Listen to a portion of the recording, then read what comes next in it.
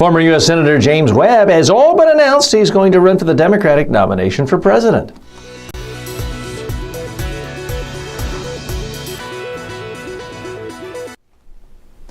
James Webb served in the Reagan administration as a high-ranking appointed official.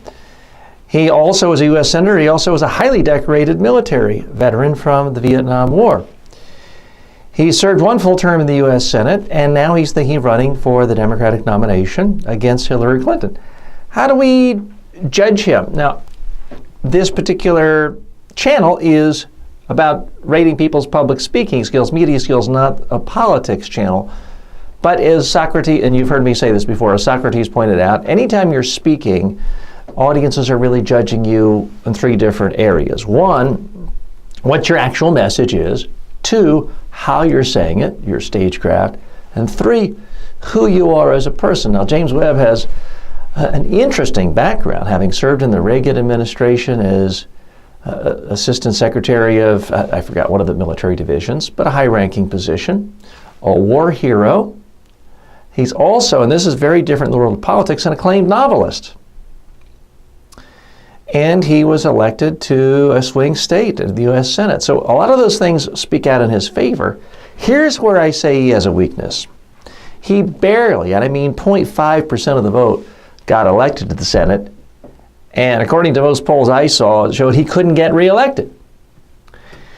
And when you look at the history of presidential elections, there's just not much evidence of someone getting elected to the presidency or even having a major party nomination, certainly in the last 60 years, who can't win a statewide election more than once.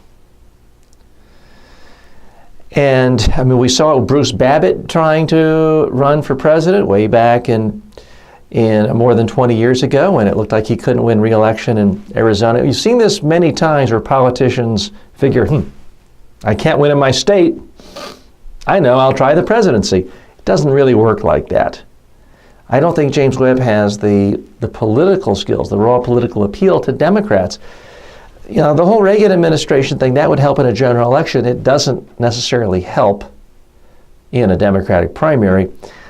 I don't really see how he rises above minor irritant for Hillary Clinton if she gets in as anticipated and runs a solid campaign. But you never know.